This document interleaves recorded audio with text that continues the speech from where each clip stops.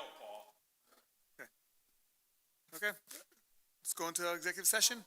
Oh, I apologize. Can I have a vote to go into executive session? All in favor? That's it. Okay, let's go into executive session.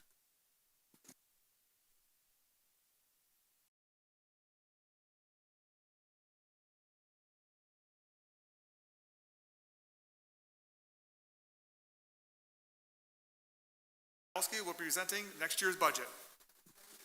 Thank you. So we're about 4 weeks past the last presentation that was done. We were hoping we'd have a lot more information or new information today to share with you.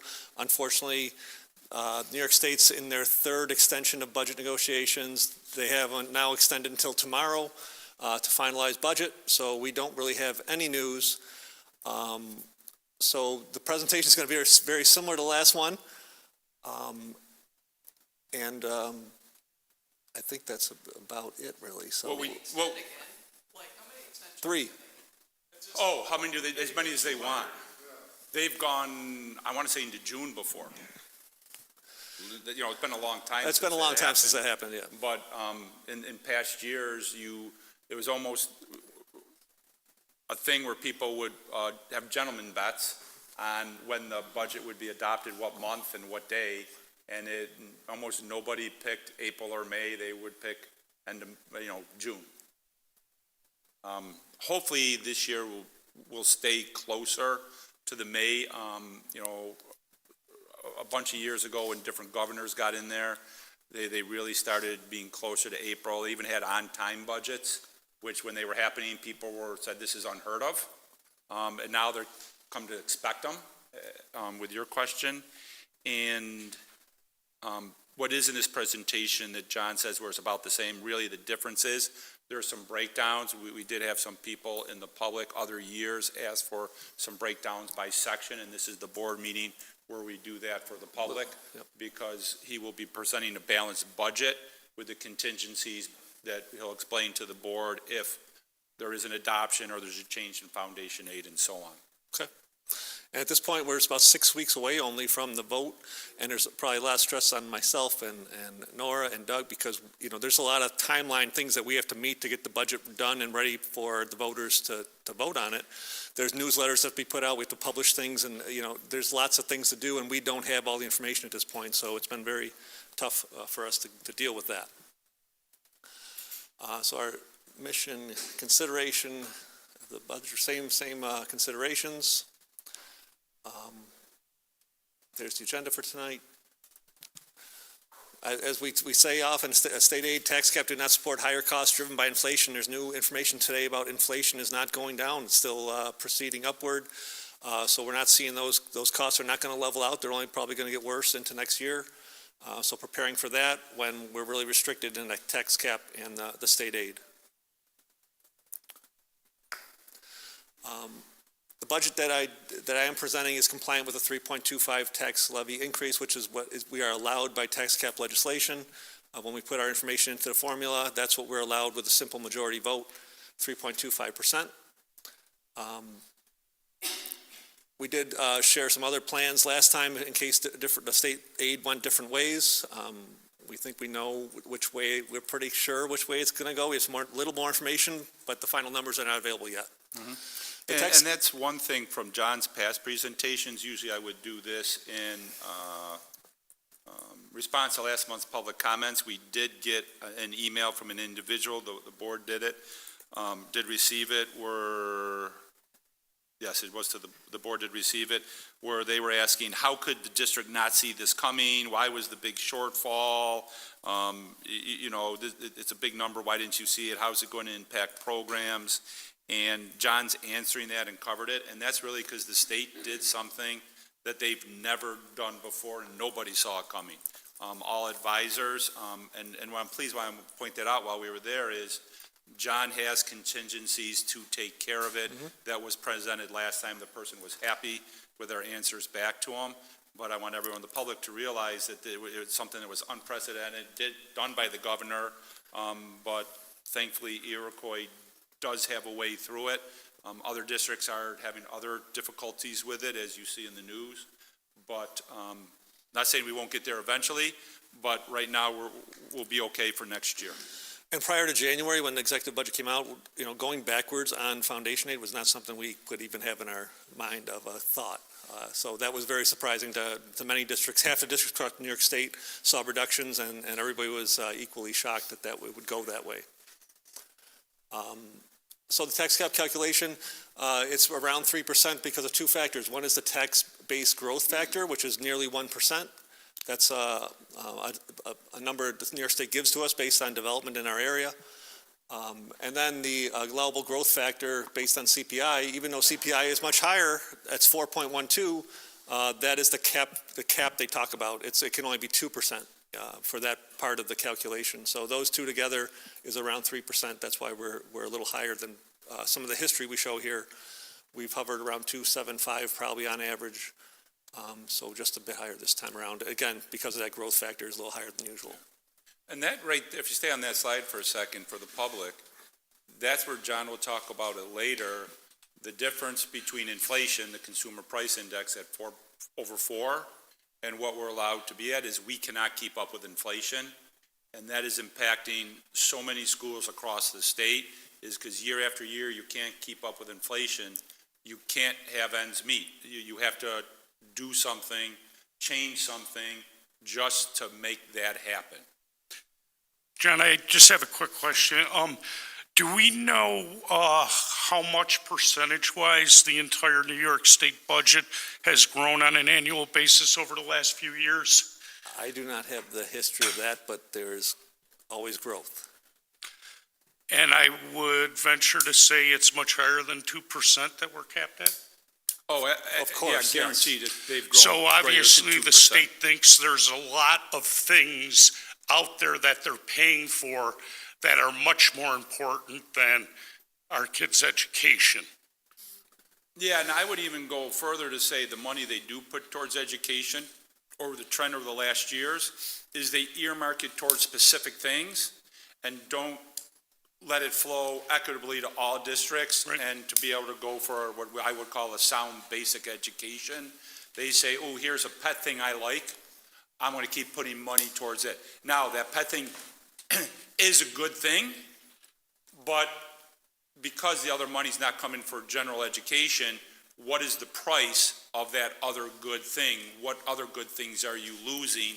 And that's the problem. That whatever percent they put towards it does not come into Iroquois. Well, exactly, and that's my point. I mean, the 2% cap was placed in there to protect our local taxpayers. Now, for whatever reason they used for that, whether they felt that, school boards, could not manage conservative financial budgets as far as education goes, no matter what the reason, they chose to put a limit on what we could tax our taxpayers. At the same time, they have been reducing the tax dollars coming back to Iroquois Central School District. Yep. My question is, where and how could that difference be made up unless we go backwards? And that's it exactly, and that's where what the governor did this year by not having hold the harmless, where you get the same money you had the year before. Not that you go up, you just don't go backwards. And I think half of her logic was sound. Well, if you have less students, you don't need as much money. Very sound, and I agree with that part of it. The part I don't agree with is the cost to educate the student that's here costs more than the student that was here last year or was here 10 years ago. Absolutely. So you have to balance those two factors, and I don't think they're being balanced at all. It was just we're taking money away because you have less students. Nothing taken into account of inflation for anything else. And again, I'm just trying, what the logic is behind it. If, we continually hear, our politicians, they're supportive of education. But again, actions speak louder than words. Every action that they have taken, almost every year I was on the board, is counter to that premise. And just two things or three things to answer your question, just looking at the governor's budget is a 4.5% increase. And I know that you said, Doug, that the less students, but every year New York State has less people. And they're increasing, their budget, so maybe her logic is not true. The question. Yeah, but, but the thing is, I mean, and again, supposedly that's, consumer price index, and even though we're capped, that should take care of that. It's always going to cost more. But what they miss is school districts like Iroquois and many other school districts throughout the state. We pay attention to that. We right size. We don't continue to have, to be overstaffed. We want to make sure we have adequate staff to give our children a quality education, but we're certainly not going to continue to keep additional staff, whether it be, teachers or any one of our staff members. As our student population declines, we try to decline along with that. New York is not. The one question And we've done that. I mean, if you remember. Exactly. But last year, we did that, and over the past years, we've done it. Go ahead. The one question I have, John, and I do totally understand that you do not have a crystal ball, and so you can throw something at Doug if you want to. What point do you think that we are realistically looking at having to break the cap? If you look at projections the way they are now. I don't want to even think that we have to do that soon, but the issue, it's so hard to even guess because the governor is part of this recent couple days ago saying that she wants to address the whole way foundation aid formula is done, and there's going to be changes to it. Anytime you say changes, I worry that how is that going to impact us compared to everybody else in New York State? I mean, if there's it's even harder than before to guess. If there's no changes, assuming there's no changes, and everything stays at the growth rate, is it something that we're looking at next year, 2 years, 7 years? I'll answer it. I'll step out on them. I would think it's definitely going to be within the next 5 years. And what's going to come into play, and it sounds like from the legislator and comments the governor has made, is they're going to restore hold harmless, so we'd have at least the same money as last year. To what extent will they do that? Because they say, well, we might change inflationary rate. I don't know how you can change inflationary rate. It is what it is, but they're going to tweak it. And so what are they going to do this year? And she says, well, what we did wrong this year is we didn't tell people soon enough we were going to do something, which to me says we're going to do something next year. So if we can get the money back for hold harmless this year, not use reserves, that's 1 year. We have the reserves then for the year after, that's a second year. And, but if they keep going down this path, it's going to happen because we'll have a slide up here where you can see we're not keeping up with inflation. That was my point, not to put John Doug in the spot, is that, and Chuck made it, the board and the administrators act as responsible and conservative as we can, but New York State is also driving something, that could result in this, and New York State's also very good at blaming the school district when it's under the current scenario, the only way for school districts throughout New York State from crash landing is to go above the percentage rate at 60%. And historically, based on what I remember, I think there were 2 last year that did pass, but historically, going above the 50% threshold has not gone well for school districts. The only thing that could change is that what are you going from and what are you going to exceed it to? If we're talking 3.25 and you want to go to 6.5, that's a lot to swallow, but that's not going to go well. If our growth factor, that CPI thing, if we're going to go down, CPI is going to be below 2 at some point, I think in the next 2 years or so, let's say. If that's 1.2, and we have a smaller growth factor, and now our tax cap calculation is 1.5, and we want to go to 2.5, that's not bad probably to achieve, and probably a little easier to swallow. And well, it's going to come up to a point, John, where we're not going to have a choice but to do something like that, because there is no school district that is sustainable based on what they've given us over the past, what is it, And 7 it's years? and that tax cap calculation, that could be, you know, think when that was developed, that was 10, 12 years ago when CPI, you didn't fathom it being over 2%. It was always under 2. Everything was fine. Nothing was changing very much, but we never imagined you would see 8% like we did a year ago or 2, and now 4, and it's consistently there and it's not going away. No, and like I said, I mean, it seems to me the only entities that are suffering from that are school districts because we are the only budget that the public has the opportunity to approve themselves. So nobody else needs to follow it. The state can continue to be as hypocritical as ever and, we'll, sweat bullets and worry about our kids' education every single year. Well said. So there's our calculation in full, if you want to see the details of where the numbers come from. Again, 3.25%, simple majority vote. Estimated tax impact, this is we have those notes at the bottom saying this is very estimated because there's 6 different townships, and they're going to all change their equalization rates next year, and they're all going to do it different ways. And what we're going to probably see is 1 or 2 of those townships are going to see higher than 3%. Possibly, we've seen that before, and a couple, 2 or 3 are going to see almost no increase in their tax rate. That's just what happens.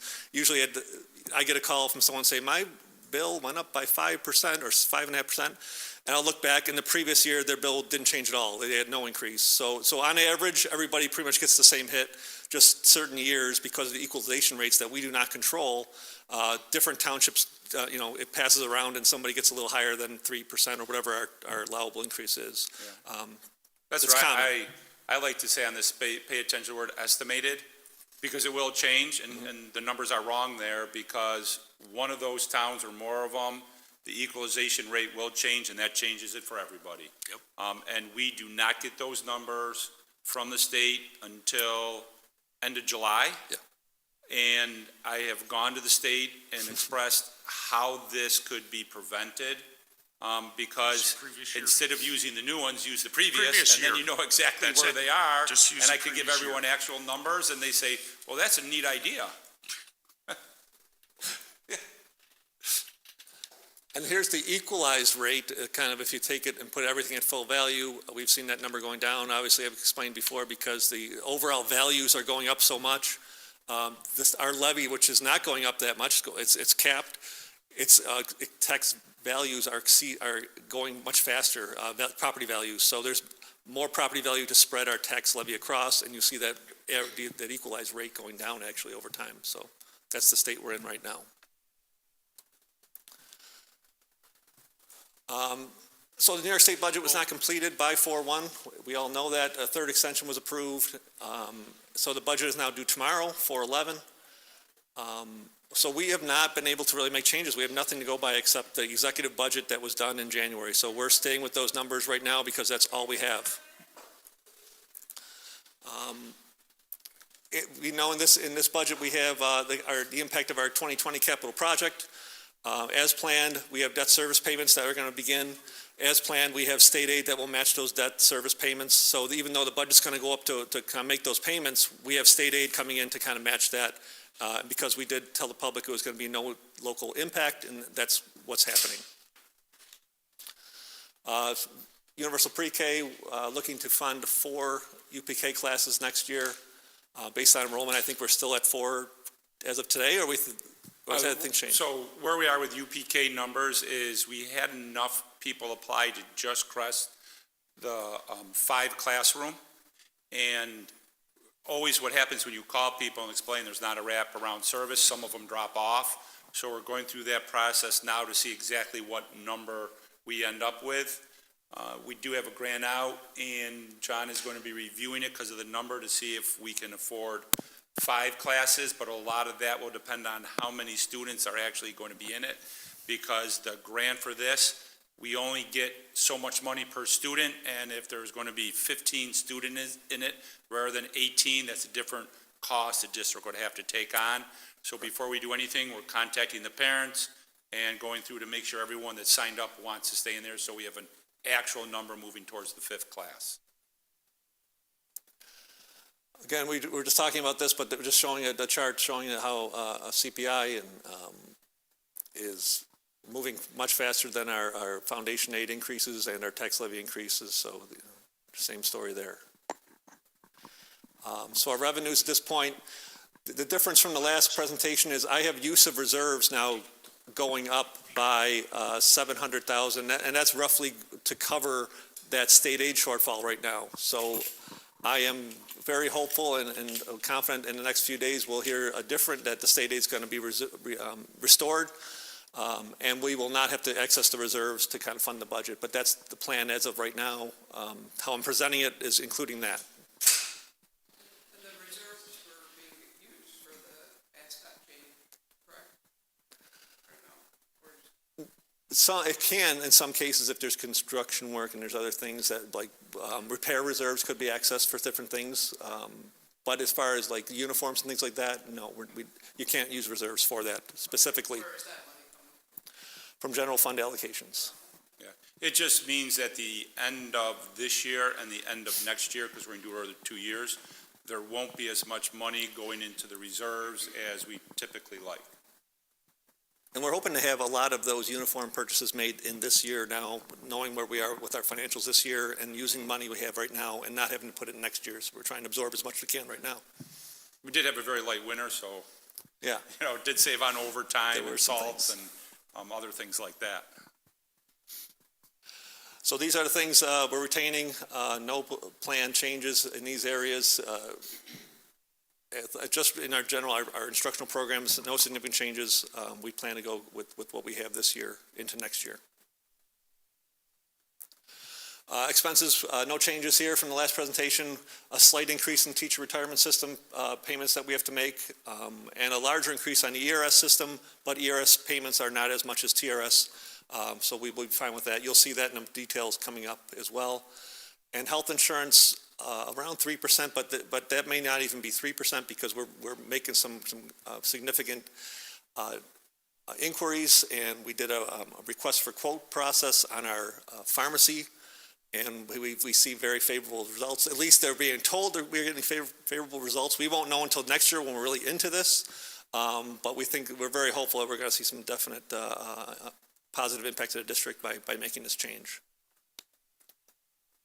Capital outlay project, we always include the $100,000 project. There is actually discussion at the budget, the state level of when this new budget comes out that they may increase this to 200 or 250, which would be great because 100,000 doesn't get you nearly what it got 10 years ago. But we plan to do some STEM room renovations at the high school and then repointing brick as much as we can with the money with that $100,000 completed in the summer of 2025. So I guess staying at that one real quick, asking the board, depending on when the state approves its budget, it'd be nice to change it, if to change it this year, to change it this year so we could get the work done and get approval to do it. On the same token, I don't want to change something at the last second and confuse the voters once the newsletters go out, but if we can make the change before information goes out, would the board be okay as increasing it if the state has theirs on time? Increasing to whatever the state increases from 100,000 if they go up to 250. And what we would do is we would do a shifting, or do you want to wait a year after that? Yeah, I don't have a problem with it. I mean, we're under no obligation to expend that. Correct, you do not have to expend it. But it certainly would give us far more flexibility as far as, getting some meaningful, projects done around here. And that's really what it was. Without having to go through the entire process. Yep. And these little projects are great because they kind of absorb some of that planned work we have so that when we do our next big project years down the road, that's less stuff we have to worry about and we can focus on other bigger, better things. So the expense side, again, matching with the revenue side at this point, 3.44, a little higher than usual because of those debt service payments that we now are incurring with the capital project. So the budget increases a little more than, but you see that the line that's being impacted through that debt service line is going up by 22%. So that's a big driver in the expense side. The detail here is looking at, so you have these different, you have five different categories here. Transportation is really one item, so I don't break that one down very far. But we're going to go into the general instructional benefits and interfund transfers. So in the general support, most of these, you can see that the bars are not showing much change from year to year. In fact, the Finance One Business Office, we are reducing staff by a half of a person for the coming year, with some efficiencies that we realized there, with some different things we're doing, and some retirements that occurred. Yeah, Barb retiree. So that one's actually going down, and central service, even though the bar looks big, if you look, it's 1.8% increase. It's not substantial, and that is a very large area. That's all our maintenance, custodial, cleaning staff, a pretty minimal increase there. Is that increase in just like overtime or more people? No, that's just like moving people from this year into next year with their normal salary increases and contractual increases, yeah. When you break down the instructional side, you've got the first one on the left is instructional development and supervision. That's a little higher with 7.5, but we knew that was coming with the II building. We have a staff for the II building that we have to implement, so that did drive that up a little higher than usual, but we knew that was coming. Regular instruction, that's the biggest budget number we have, and that's getting about 3.41%. Students with disabilities, we've seen that grow a lot in the past years, but luckily this year we're seeing some reason to kind of keep it flat because we have had so many prior increases in those areas.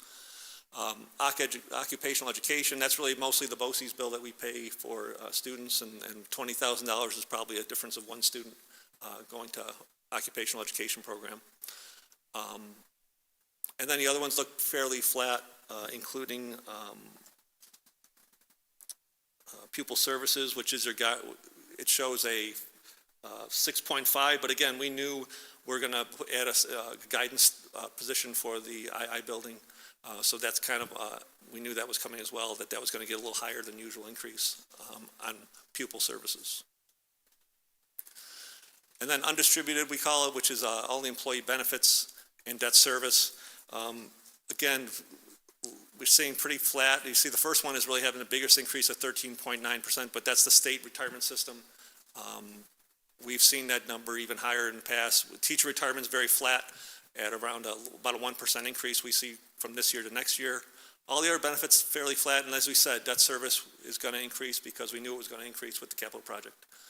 So no surprises there as well. So at the end of the day, we have the expenses matching revenues. Proposition 1 will be for the general fund budget. 2 will be for vehicle replacement, no changes from the last presentation. 3 full-size buses. They'll probably be diesel buses unless we get some kind of whirlwind of money that would support buying electric, but we'll let you know if we do. But we plan on buying diesel buses. We have applications in for the smaller buses, 30-passenger cutaway and a wheelchair lift-equipped bus to possibly get funding. If we do get enough funding where we can get those at cheaper than those diesel prices, we'll buy electric on those too if we get enough subsidies and assistance from the state to make those cheaper. We will try that. And it might be a good opportunity to kind of step into that and give those a try without really making many significant changes because we don't have to change the electrical system at the bus garage very much to handle 2 buses being charged. And then we do have 1 board seat open, and we are still accepting petitions until April 22nd at 5 p.m. And we are closing in quickly on May, and May 14th will be the budget hearing, which we're required to do within 10 days of the budget vote. Is it 10 or 7? I forget. But it's a scheduled hearing that we have to do, and then the budget vote on May 21st from 7:30 in the morning till 9 p.m. And wow, we're right on time, 6:59. Any questions? All right, thank you. Thank you for your presentation.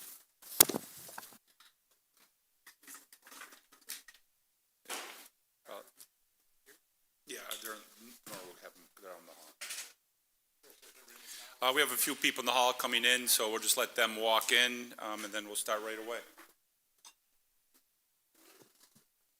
Jane is unable to be here tonight, but she asked me to tell everyone she was able to attend the high school musical.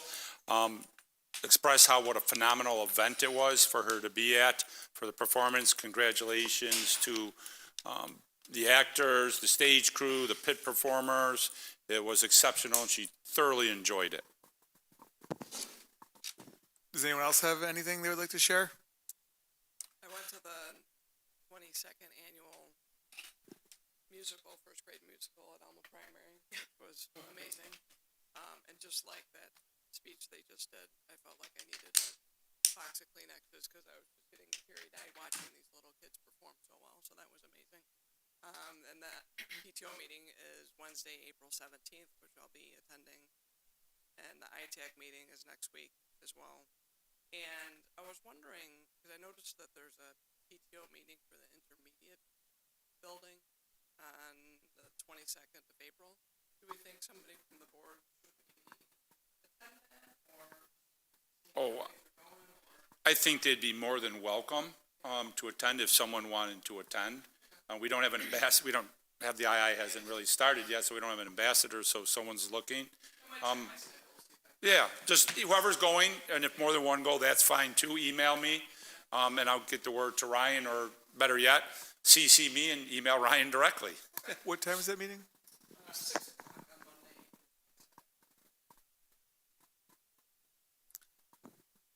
Monday. Okay, just moving on. Just a second. Maybe switch with John there. Get that number down, Paul, so we can look at it Is that later. better? Okay. Moving on to ECASB update. Has anyone attended any workshops or meetings sponsored by the Erie County Association of School Boards they'd like to share? Yeah, I think with the holiday, they didn't have too many. No, the only thing that I would have from the legislative committee is on May 11th at 9 a.m. There's a legislative breakfast that they have. And then, Heather, did you attend the Capitol Conference? Yeah, but we covered that last meeting, I think. The speedboarding event, the road rally is coming up on Saturday, April 27th. I know Jane would be appreciative that I brought that up because she's running the event. I don't know if they have a sign-up sheet yet, Nora, or not, but, and then there's that legislative meeting. Who's on the legislative? Well, May 11th is the breakfast. Oh, okay, I think it's on the April 18th is a legislative April 18th is our meeting that we have, meeting, yeah. yeah. And then the speedboarding event's tomorrow, but I don't know if anyone's going to that. Yeah. There also is the annual dinner. I think it's June 6th for ECASB. So let Nora know if you will be attending. Okay, for the district planning update that Chuck, Heather were working on, do you guys have any updates or information to share? Yeah, we met just before everyone kind of scattered to go to spring break, so apologies I didn't get the items written down as I had promised, but I think we could discuss what we covered here. I do have a couple of things. So one of the things is it's really a packed 2 days, and Nora did mention to us that there are mandatory sessions that need to be done at least once a year, including, I had it up in front of me, the annual counselor, student services, and the business office presentation. We didn't know if that's an option to maybe spread that out throughout the year. Like, does it have to be done during the conference, or it just has to be done once a year? It should be done, I'll say somewhere between July and October. Okay, Because the reason for we do it twice a year for the business, that has to do with the reserves. So you know where the reserves are at the beginning of the year, and then you get the update at the budget time of where they are. The other one for the counselors could really be done anytime, but it'd be nice to have it done at a time where it's a cycle. I don't think doing it now during budget season would be a good fit for it, because John's speaking. So that's why I would think sometime earlier in the year would be better. It's generally done at the end of the year. It's generally done at the end of the year so that it's a culmination of all the work that's been done and the plans going forward. That's Okay. why we've always placed it in the summer. Okay, but maybe looking at, in our next work session. September. Yeah, you could, Yeah, you could, September. yeah, if you'd rather not have it at a district planning conference, we could do it at a meeting in October or September would be fine. Right, and then sorry, Chuck, were you gonna add to that last point? No, No, it's okay. okay. Go ahead. And then with the building goal presentations, a lot of it was repetitious, with what they were presenting. I think a lot was on SEL. Yeah. And we thought it would be better to kind of maybe get those goals up front so we can spend the face-to-face time talking about what the board can do to support them to achieve those goals. Because it seemed like a lot of death by PowerPoint, a lot of reading from the slides. It was very consistent, maybe not a good use of face-to-face time. So that was something else that we did discuss. And also even asking the administrators, like, what did they want to get out of the conference on the things that we can do to support them in their goals, and have more discussions in regards to data. I don't think that we look at data enough and trends. Even, we keep saying about enrollment. Enrollment's going down, but have we ever looked at trends and the data that supports that and where we are from where we were 10 years ago? Data in regards to the needs of our students for mental health and student support.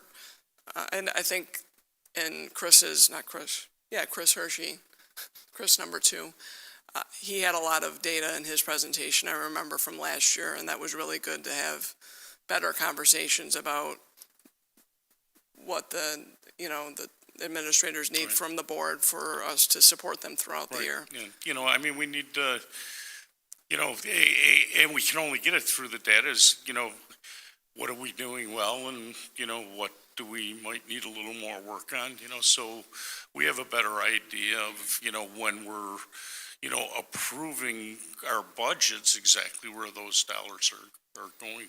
And the data too from not only administrators, but from the output of our scanning, panorama data from, Panorama, that's what it's called? Yeah, so looking at that data, looking at the data on how we're measuring on our state tests.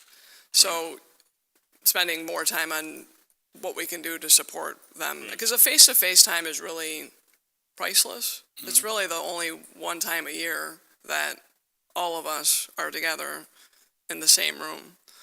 So it's a packed 2 days, and that's kind of why we're thinking maybe shifting some of the mandatory things around, and we can discuss that further. Spread those over to some of the, a regular meeting. Yeah. Do a And some of that presentation stuff there, would be but- good for the public to actually, Right, exactly. hear as well. We agreed last year, we spent way too much time talking about electric buses. We don't want to do that again, because that was like, I think that's one important thing that and I understand, the point, well, if we're interested in it, but given what the summer session, planning session is all about, I think we really need to stick to an agenda. And if it's something that we're really interested in and we have a lot of questions, well, those can wait until we reschedule with, whoever. It's not that we don't want to shut anybody off, but unfortunately or fortunately, I wasn't there last year. Yeah, that seemed to just throw everything else out of kilter. So as painful as it might be at times, it's much better, I think, from a board member standpoint, stick to the agenda, and if there's things that we need to explore, didn't have enough time to explore in more detail, I think that has to come in the future. Don't hijack, other times and then push everybody else off. and in the corporate world, that's called like a parking lot, right? Things come up, Yeah. you write them down, No, talk about them easy. later. That's, Yeah. instead Yeah. of, typically we say, would the board like to continue this? We will not ask that question. We will say it's Right, done. Would exactly. the board like to hear more of this Right. at a later meeting? Because I'm sure we would like to continue it, but Yeah. the problem is in us doing It does that, throw everything we're off, and I'm pushing texting everything else back, people and. or you know, there's danger of never coming back to it, you know, Right. so. Okay. The other Yeah, and thing, some of these things you've said already, we haven't done in a while, because there's, again, like this, there's a direction change. So going back to this is great. So good, Yeah. keep going. the other thing too is that at the end of the second day, we talk about board goals, right? And we are all absolutely exhausted from the 2 days, so maybe restructuring the timing of that and the duration, because I don't think that maybe we spend enough time on the board goals, and rightly so, because it's at the end of day 2, and it's like at 4 o'clock after we've been here for 2 days. I would say my question would be, or my recommendation would be to move it out of the district planning conference, Could do that. because to make board goals, you should hear what administrators have to say. Yeah. So you can support them. Exactly. And then by having it at a different time, it's not like, oh, we're trying to get to it, it's, we have time to think and process and come up with them later. For some reason, that always seemed to be a struggle with every planning conference, you know, because that was always the last thing done. And we also have the district goals in there, so would you want those at a different time for discussion? Because you could do it at the board meeting in October or August. Yeah, because I would, because we would have we want to have some continuity, and we would have, you know, the building goals, you know, at that point in time. And honestly, You know, the and- district goals shouldn't change Unless we make a tremendously district goal. any 1 year. You know, because we're following the strategic plan, you have the building goals. I mean, they should be tweaked and modified, but That does beg Right. the question, though, with the strategic plan, like, is that the time to also review where we are in that 5-year plan? we could. Possibly. We could put that in there, that, you know. Because, I mean, when's the last time we've actually looked at it as a group together on where we are It's with been a couple of things? years, Yeah. bits and pieces been put in there, and I've made no secret that I believe there should be some modifications to it because it's lacking in instruction for the plan. So I think that would be good. So we can put that in Yep. there. That would be a good discussion. But again, I won't be there this year. So it'll Not be as a better visitor, come discussion. in, see? Huh? You're not going to visit us? Maybe I'll come for lunch. Was there anything else? I'm trying to think. I was, just to piggyback on what Heather had said too, as far, you know, as presentations, and we do appreciate all of the information that we get from our administrators during the planning conference. But personally, I was looking for something more than just PowerPoint presentations and a regurgitation to us of those PowerPoints. I was expecting something, or would like to see something more that generates, you know, conversation and discussion, you know, with the group. I mean, that information is great, and we could still, you know, receive that information. I don't know that we have to do a PowerPoint, you know, and do it that way. I'd rather have more quality time with our administrators, you know, to talk about real issues, you know, that they're facing, and also real wins that they've had, you know, over the years. I mean, we always seem to forget about all the great accomplishments, you know, that not only our students, but our teachers and administrators have done, you know, throughout the year. And I'd like to hear more of that too. I mean, it seems. But again, I'm not going to be there next year, so. No, but I mean, I think, and I don't want to steal words, but I think as a board, we're looking for a more collaborative, like team building, team bonding approach than just, like Chuck said, if it can be given to us in writing, do that, and let's use this valuable time for more of the personal touch, the team, the bonding, that time. And I think opening up the time by removing some of this stuff and shifting other things will do it, because I think there's that pressure to get done, get the information out, and then it's like, okay, we got to get the next person in. So instead of saying, here's a group of them, we can block it out where I look at Pete, because he's at Elma and he's sitting here. Pete, you're going to have half an hour or 45 minutes. That's it. But in that time, make sure there's collaborating. Yeah, but I don't even think that's enough time. Well, I'm not saying it is, I'm just looking at him and smiling. but- That's where honestly, I'm gonna have to work with administrators, because Pete, how much time would you like? And no, you don't get the 2 days. Because I'm assuming the board would like 2 days again, is that correct? 2 days, 1 day, I just need to know the timeline. Well, I guess it depends on what we decide we're gonna Yeah. cover, right? Yeah, do we need to get together again probably for, I would think to so. just wrap things up? Pete, if I could put you on the spot. I was just gonna say that, Doug, I was gonna ask him. Because Pete knew it was coming too. He just happens Yeah. every time he's here. Ballpark, if you wanted to talk about, you heard what they were saying, focused on Elma, wins, successes, get that discussion going. You know, real About in there. concerns, you know, problems. About how long would you think it would take for Elma? I guess what I would say is, if the information that we're providing to you is provided in advance, and it's really just a discussion about those things, I don't know, 45 minutes, half hour, but I also think So we'll say an hour. our approach has been, at the elementary level, to kind of share our presentation together too, so that would be something we'd want to consider is, do we want all the elementaries together, or do we want to have individual conversations with each, because that definitely would impact your time and everything. Yeah, and we can work through that on the administrative level, because that talks about, one thing we've been constantly doing is having the elementaries, even though 3 separate buildings, and have different needs, work collectively together. So that could be where they could have, part of it be collective work. I was just gonna add and other part of it be separate, yeah. individual work. That's what I was thinking. So there might be hour and a half for collective work, and then half an hour on individual work. So you're talking the Does that 3 sound right? primaries right there would be 3 hours, so that would be the morning they would have. And then middle school, high school would be the afternoon, and that would be 1 day.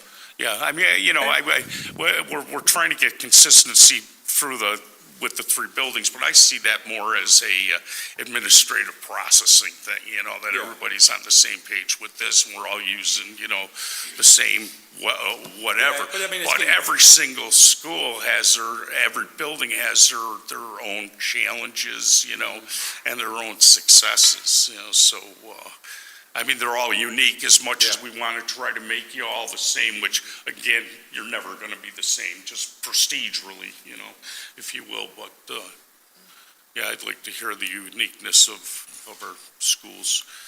And that's very important for our community. That was one of the reasons that a number of years ago, when we had that choice of, do we close a building? I mean, all 3 towns, the community said, no, we don't, you know, so there's a very, you know, strong presence there. And one of the things I thought about after we had a delightful evening together was about even the exit surveys. Like, I know during the conference, we look at the exit survey, but I don't ever remember us having, not that there's actionable items, but really doing much with the feedback.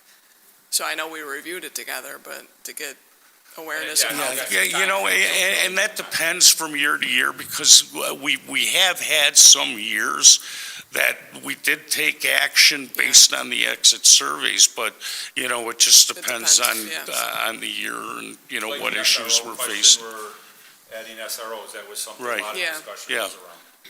Yeah, You know, but maybe things just spending a along little bit of those time lines, so. together on that as a group. So, I mean, just to circle back, so you guys are gonna meet again, right?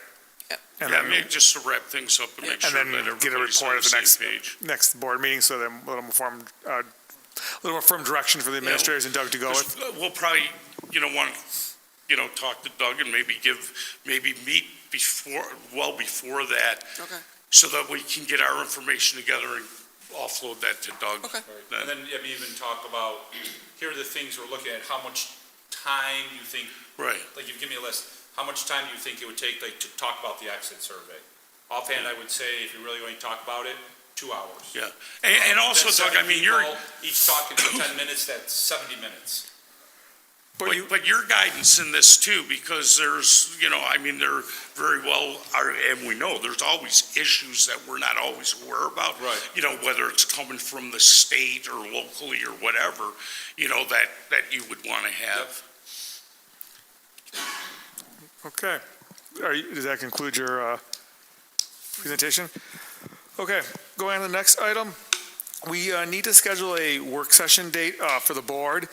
And the general, we've been talking, the general purpose for this work session would be to just discuss, our proper roles and responsibilities and where our lane is.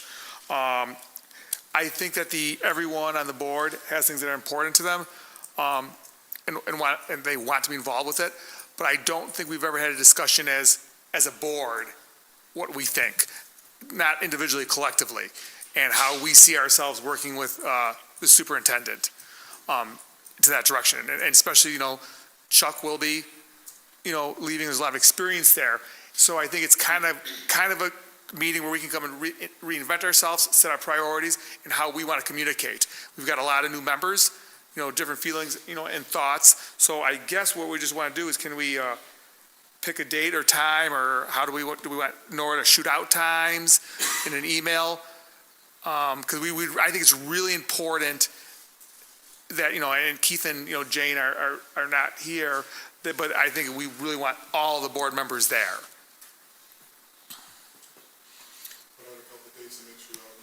Yeah, that's what I think we would do, because I don't want to pick a day without Keith and Jane being here, because I think we really need to be there as a group and decide what we're doing, what we should be doing, and, firm that up. How long would you like for that meeting? Just so people are saying I'm free this date, they don't think, half an hour or 5 hours. No, I think anything over an hour and a half is too long. I'd say an hour to hour and a half. And are you thinking about doing this before the next board meeting? Or? I think it would be a good idea, but I think that's largely to be debate on, people's Okay. schedules and what's out there. Okay. I don't think it's a mandatory thing. Yeah, So it'd be more important to have everyone there than Yes. to race it to get it done. right, that's what, yeah. That's what I'm hearing. Right, so I'm just, As soon as possible, but make right, sure like everyone's there. hypothetically, if everyone's like, oh, I got nothing to do next Wednesday, that'd be great, but if it can't be until June 6th, that's fine too. Okay, the next one, we have the special BOCES meeting on April 16th. Originally Jane, Bob, Chuck, and Heather said they could be there. For the quorum, it's a 5-minute meeting. It's at 7:30 a.m. Jane can no longer attend. So can anyone else do that? Well, I'll still be there.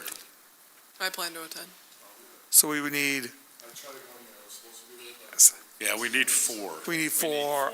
I know that one, I can't be there. I'm working. And the time can move, so Yes. if you can meet that, No. it has to be that day, but it can be any time. Yeah, I mean, during we that could make day. it later in the day if that works. I'll make myself available. I just can't do it in the middle of the afternoon. Want to do it like 6? April 16th, yeah, that date I could do it at 6 p.m. When? Same date, 6 p.m. 6 PM? Yeah. Sold. Does that work for Yeah, Bob? it works for me.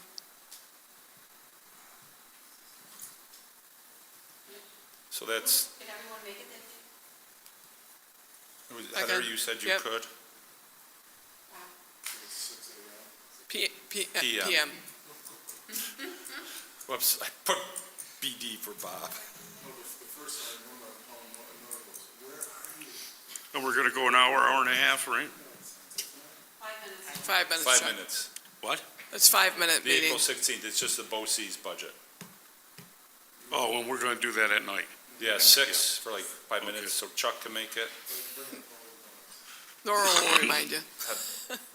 Paula Donuts. So we have our 4 people in, right? Yep. Okay. Okay, Jim, and Heather, you said you could make it, right? okay, I guess, just statement, the annual budget vote is May 21st, not May 14th. There's a mistake on the district's paper calendar. The correct date is May 21st, not May 14th, as the calendar says. And now, it is, the date is May 21st, not May 14th. May 14th, we have a board meeting though, right? Correct. Okay. Yeah, how it works is 2 weeks into the month, you have a board meeting to do the final work for the budget. The third Tuesday is when the vote is, and that's why it's on May 21st. And it's the same for all school districts. All school districts are May 21st, budget vote. I had a board meeting for May 7th. I have the 7th. That has to move to the 4th, Okay. it's the 14th. Nora will get an update out on the May board meetings.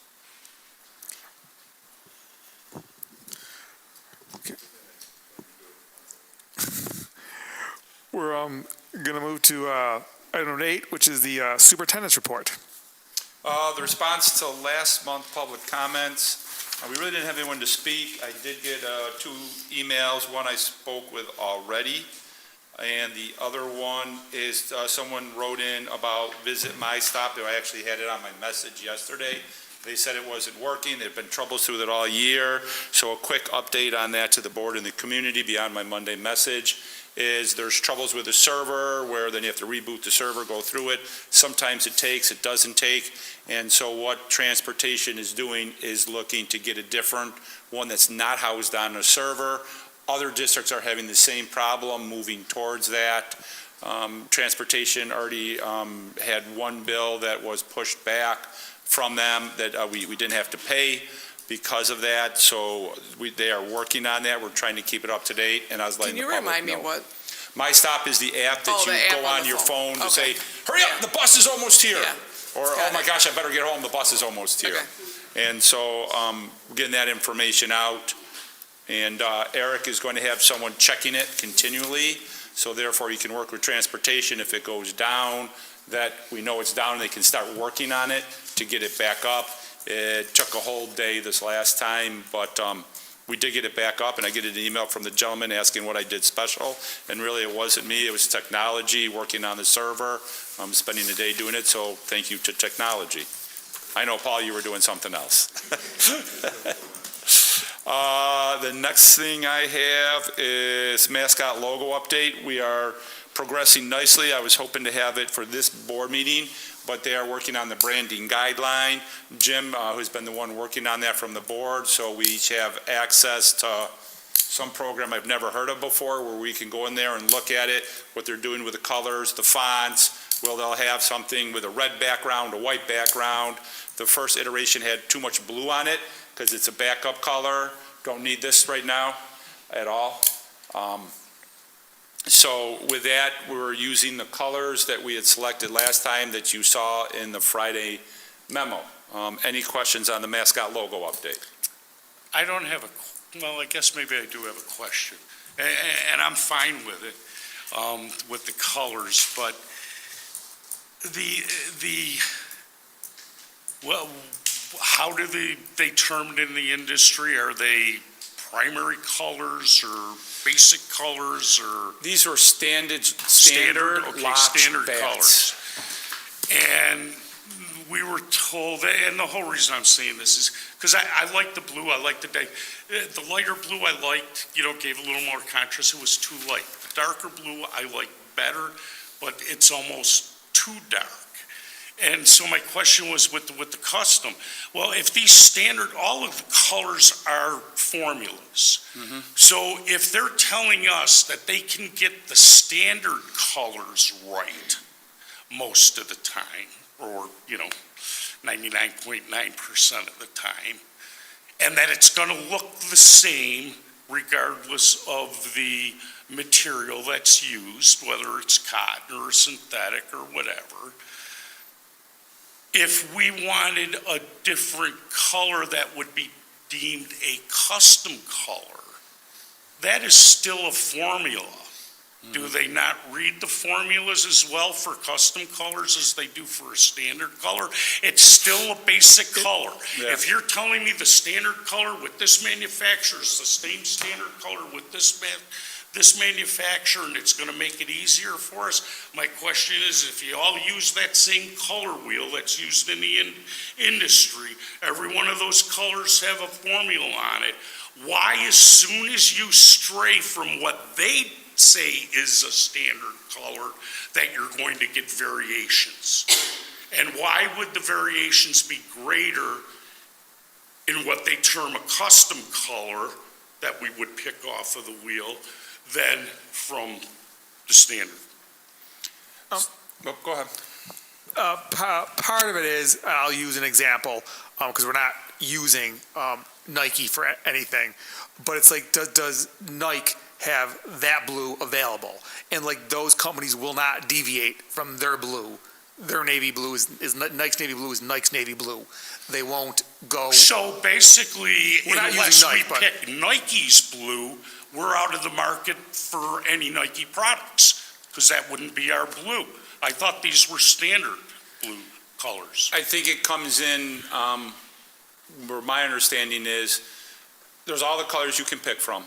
And they have gone for certain, the dark navy blue, where the BSN, Under Armour, Nike, all have that color pretty well locked in and matched.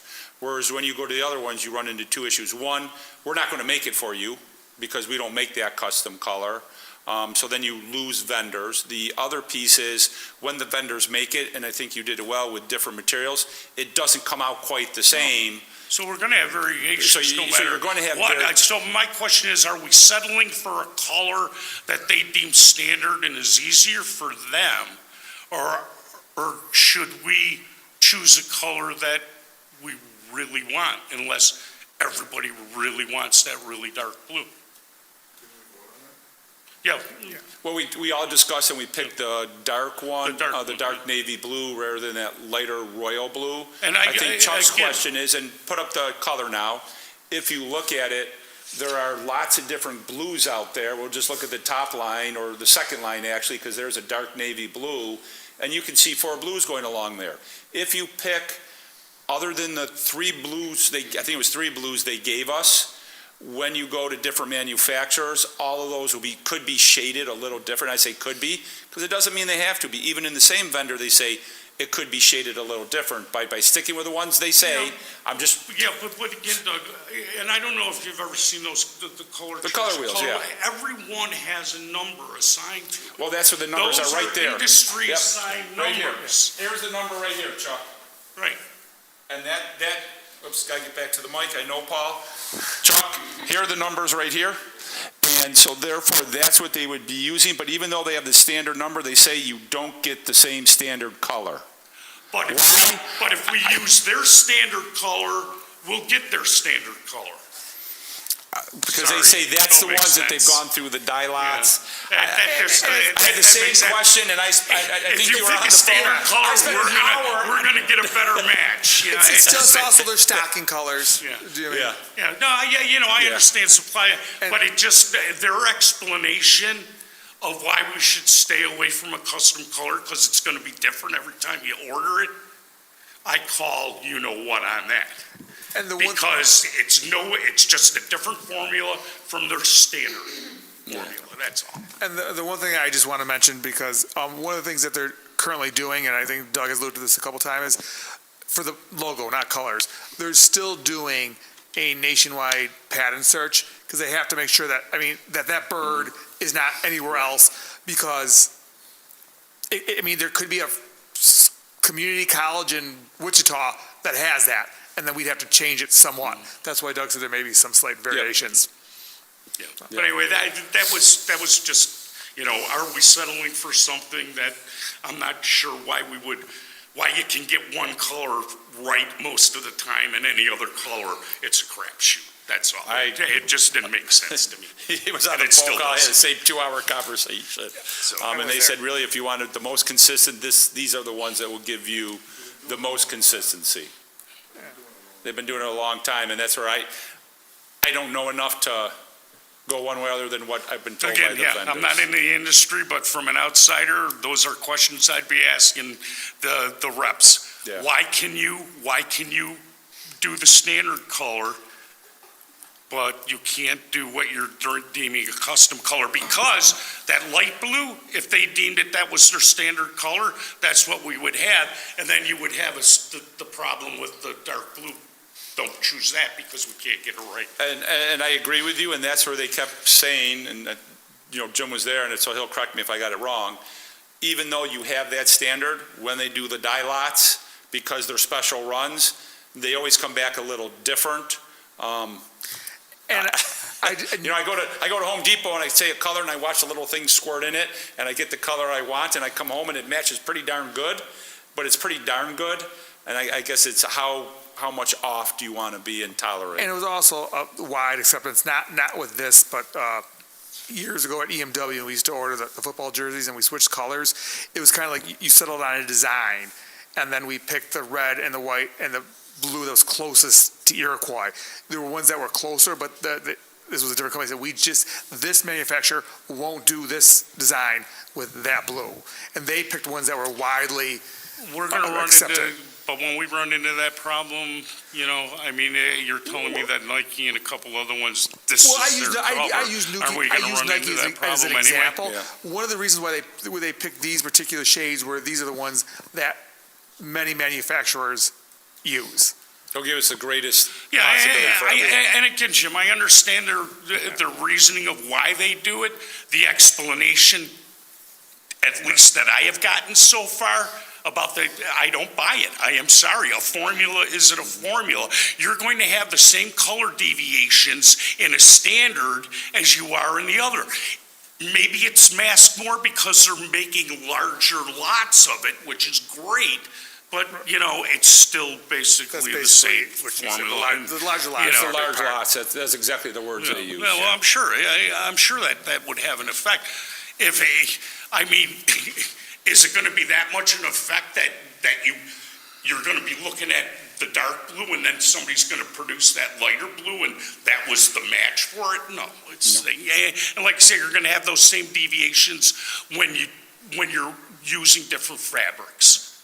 You could use the same dye different fabrics, and you're gonna end up with a slightly different color. So, you know, I don't know. I just wanna make sure you guys aren't settling for something, and you get what you really want. That's all. I mean, I just speaking for it. I did like that blue, but I don't. That's fine, And so what Jim said is right, so they're finishing up all those things, and so we should have the branding guide with everything done. John's working on some legal documents with that too, so to make sure that we own it the best we can. And so we should expect that for the May board meeting, which you'll be presented and see it. I will get out to the board in a Friday memo when it's done, so you can see the branding guide ahead of time, and Jim is working with us on that. Curriculum update, Mary Jo. you're on the clock. The alarm is up. Let her get started if she's on the clock, Chuck. So a copy of the PowerPoint is being passed out for you. This is our part two of the timeline that discusses the science of reading and the work that we've been doing with literacy in our district. So just to recap, last month we went back to some of the work that we had done in July and discussed the definition of the science of reading and the simple view of reading, and then spoke about why we were making a change and what we've done since we began roughly in 2020, 2021. And I want to just concentrate on that year, 2020, 2021. It's really when the grassroots movement began in our district. We officially began really in the 21, 22 and moving forward. With our objectives today, basically what I'm going to be trying to do is answer the questions that all of you provided me at the last meeting and the last presentation. So I'm not going to go through these questions, but what I'm going to do is just answer them. So the first one was about what are other districts in the area doing and what do their data look like? And so on this slide, the area school district review, what we did is we sent a survey out to the school districts that encompass ON BOCES, Erie 1, Erie 2, and Cat Alley. And roughly there's about 81 school districts in that area, so figure from Lake Ontario all the way down to the Pennsylvania border. Obviously, because of our location, primarily Erie 1 and Erie 2 schools responded. So 42 out of the 81 schools responded to our survey. And looking at their proficiency rates for last year's 3 through 8 assessment, and proficiency is considered passing level 3s and 4s, their proficiencies ranged anywhere from 66% to 18%. And that's just I'm only going to be speaking of the 42 school districts that responded, okay? So when we look at our numbers and compare our numbers to those 42 school districts, we were about 14th, so about in almost the top third of the school districts. Then we asked the question, what were you using prior to 22-23? Were you using anything different? And 33% of the 42 school districts responded that they were using some form of balanced literacy, just like we were. We were using Lucy Calkins. And then we asked, okay, have any of you made changes in the 23-24 school year? And 55% of those school districts said, yes, we've changed something. And then we asked, going forward, do you have any future plans? And 76% of those 42 school districts said yes. So then we asked, well, what are the changes? And truthfully, they were very wide in their descriptions. But some of the program changes came about with primarily phonics, because what we're all recognizing in the science of reading is that if we don't have that word recognition, it won't matter what else we do. So there's a lot of phonics changes. There are some school districts that are doing just like we are and going for comprehensive program changes. So they're looking to adopt. Then some said, similar to us, we're really investing in professional development of our teachers because we feel it's really important that everyone has a consistent understanding of how to teach reading and other parts of literacy. And then finally, some school districts said, we're gonna produce our own materials, and so we're working on that. So then the other question was, because we talked about NAEP scores, what are other states doing? So using the document, The Reading Revolution, which is out of Georgetown University, it is an independent study. 41, what the study did is it actually researched what the states have been doing, dating back as far as 2013. And 41 of the 50 states passed some kind of literacy bill. 12 of them actually passed multiple years, had multiple years where they passed some sort of literacy bill. Looking at the 2022 NAEP scores, 36 states outscored New York State. And 16 states who passed legislation in 2021, out of the 16 states, 56% of them improved their proficiency. There were many areas, there are 6 main areas of legislation, and so when we're looking at these percentages, we're taking it out of the 41 states that have passed legislation. So you'll see that a majority of them, 82%, looked at teacher prep or universal screening at 70%. And then 56% at adopting a specific or providing a choice of program. And states, there were some states that did all of them. So that way you could see the breakdown, excuse me. Mary Jo, what does grade 3 retention mean? So some states have it where if the student doesn't pass or score proficient on the grade 3 literacy, they are held back. But there's a lot of research that says be careful about this, because if we hold students back, there's a higher tendency to have a dropout later on in their school career. So what these schools have done is they have put in kind of a safety net and said, at 3rd grade, we will retain you if you are new to the United States and have limited English abilities, or you haven't had intervention and you haven't had 2 years of intervention. So they're strictly limiting their retention.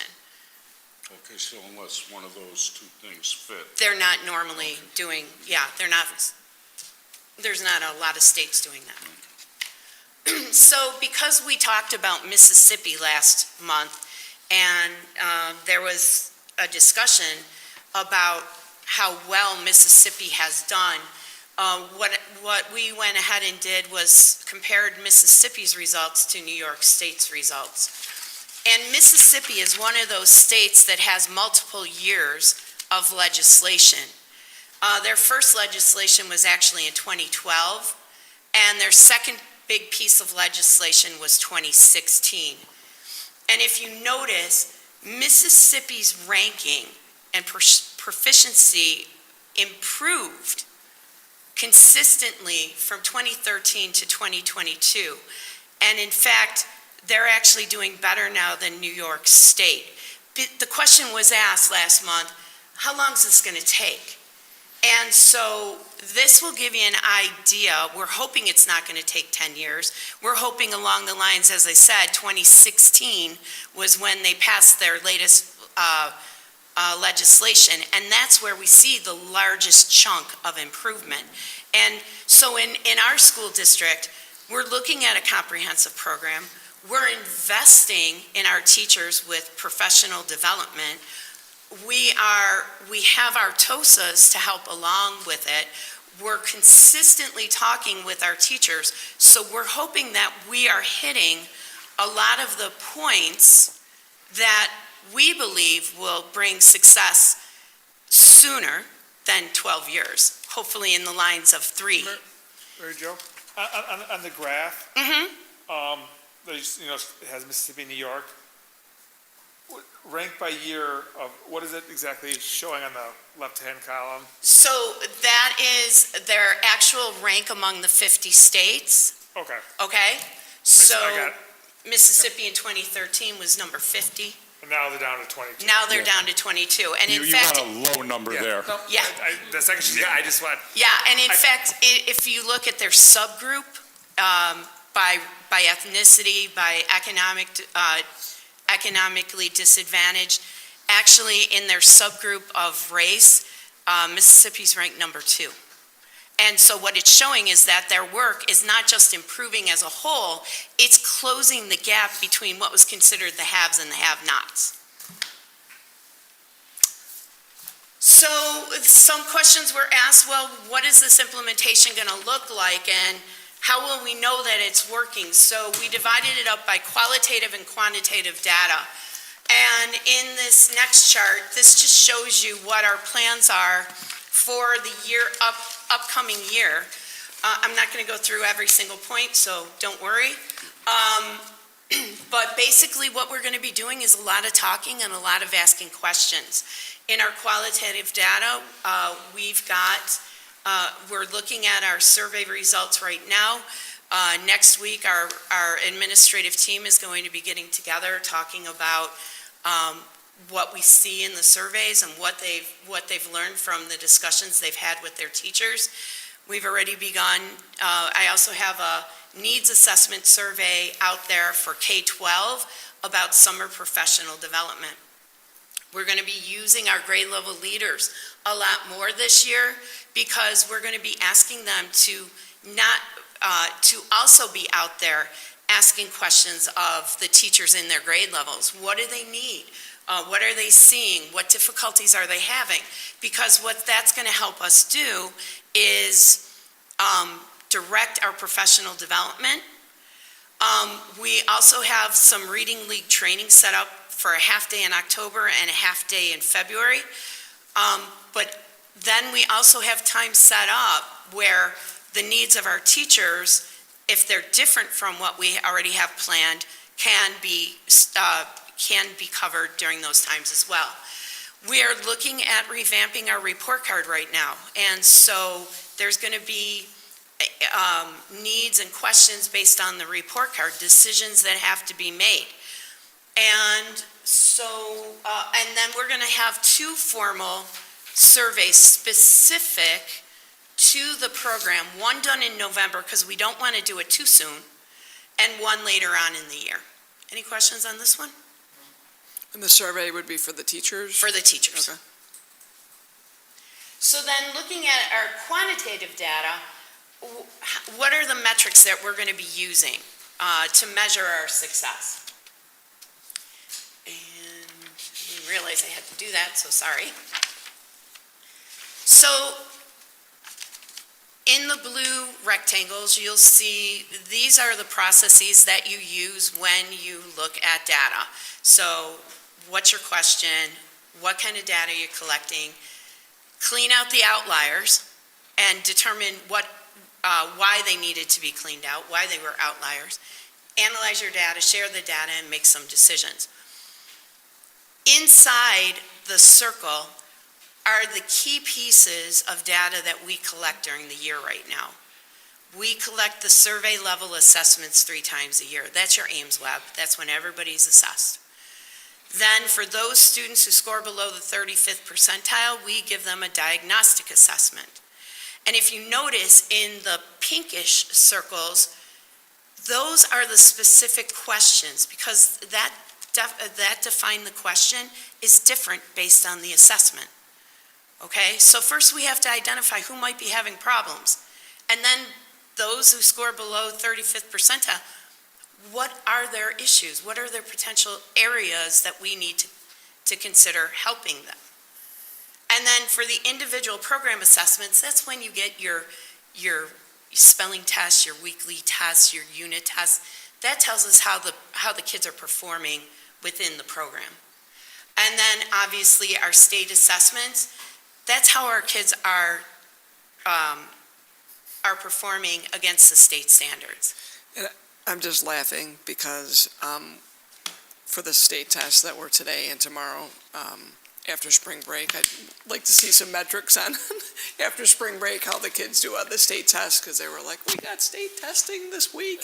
Right Yeah. after break, our brains are full. Like, you know, Yeah. they should be rested, but I thought that was And- funny, whoever decided that. And Yeah, really, that's the state thing of where they have the windows Yeah, and where the breaks are, and that's been big consternation with superintendents in building the calendar. And I personally am one that the 3 through 8 tests should be at the end of the year with the Regents tests, and everyone Yeah. should be at the end of the year. That gives you the summer to analyze the data. yeah, there you go. Geez, what a novel idea. I've had it for, 15 years now, Chuck. but in our district, it has always been our philosophy that we teach beyond the standards. And so that we hope to make these state assessments and Regents assessments just be another day.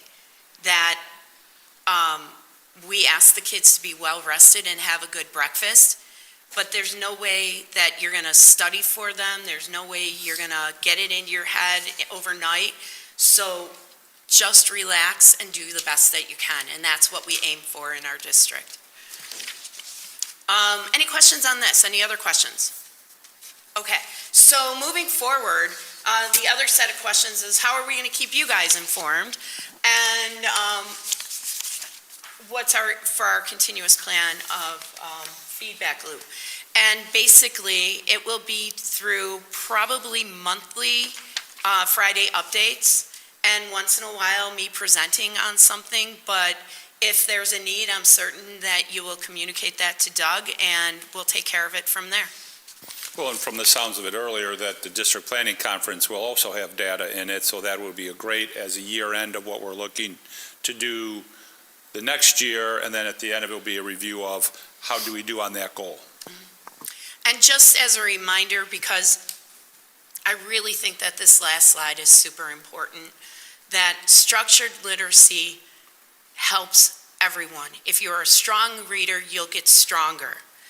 And if you're a student who has weak areas, it will help you close that gap.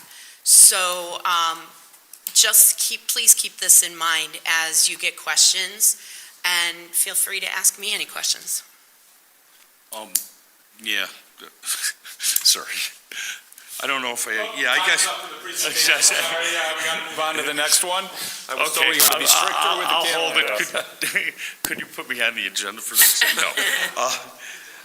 Just a question, because we have the New York State assessments at 3 and 8, I would imagine that will very heavily rely on the individual program assessments for the students in the other grades. The assessments are Because, I three, mean, Yes. it's not personally, 3 and 8. I don't want to just 3 focus through on 8. third It's and three, eighth graders. no, it's 3 through 8, Chuck. What? 3 through, not 3 and 8, 3 through 8. Oh, okay, Yeah. thank you, Yeah. sorry. All right. And for K1 and 2, yes, you're absolutely right. We will be concentrating on the other 3 quadrants of that circle. Okay, sorry, now I feel foolish.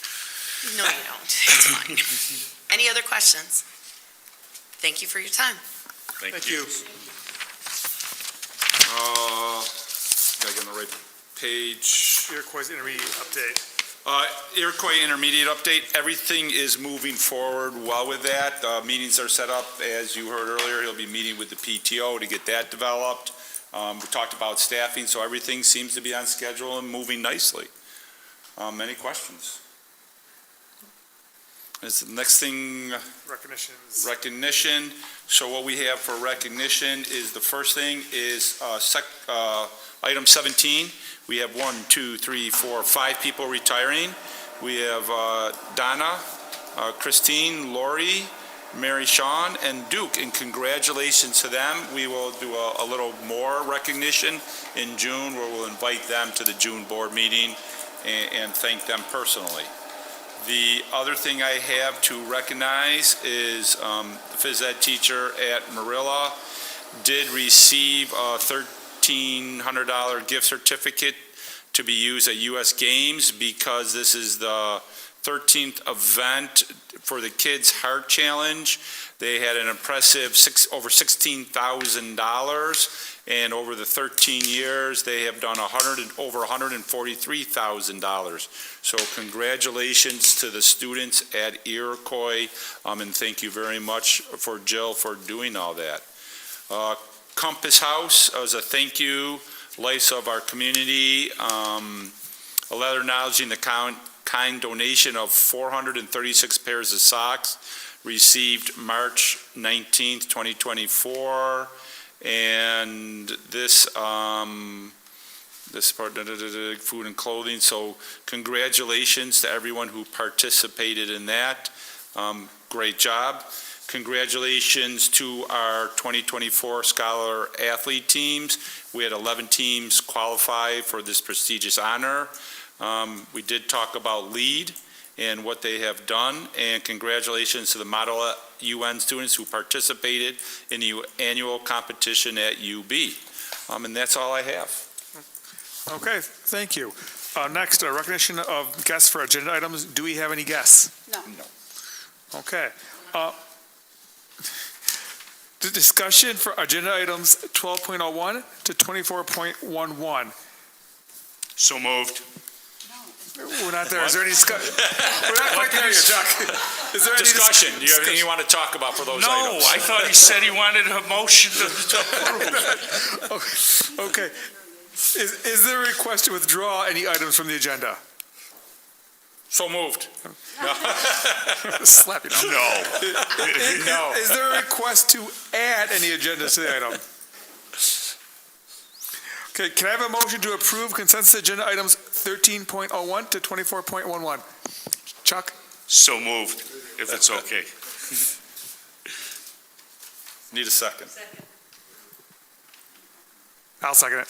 Heather did it. Oh, okay, I'm sorry. Okay, can I have a vote to approve the agenda? Oh, discussion? Quick comment, on this agenda, 24.03 is capital outlay project. We discussed that during my presentation. We do need to have the board approve this before the budget vote to kind of incorporate it into our budget. So we do need to put this $100,000 project in as it is today. If things do change the budget process and there is an increase allowed, we will find out if it's able to be done next year. And we'll find out, because I'm sure a lot of districts will ask, how do we make the change? And we'll do that. But right now, we need to approve it as it stands with the $100,000. Yeah, he's just clarifying that We'll have to find legality after, because the state is taking a long time. Okay, we had the motion and the second. Can we have a vote to approve the agenda? All in favor?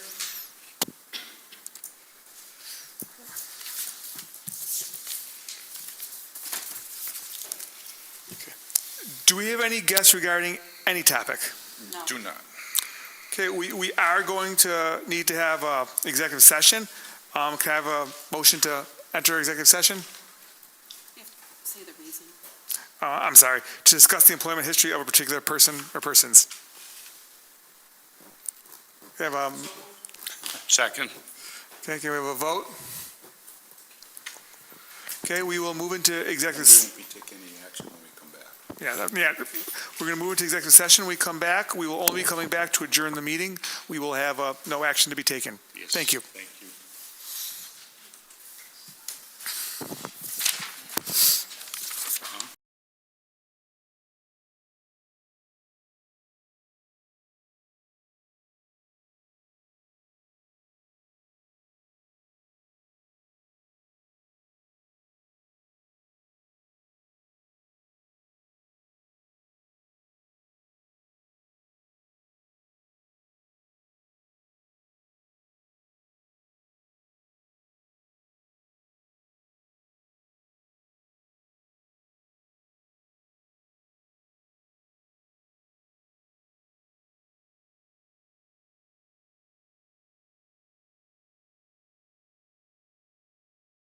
So moved.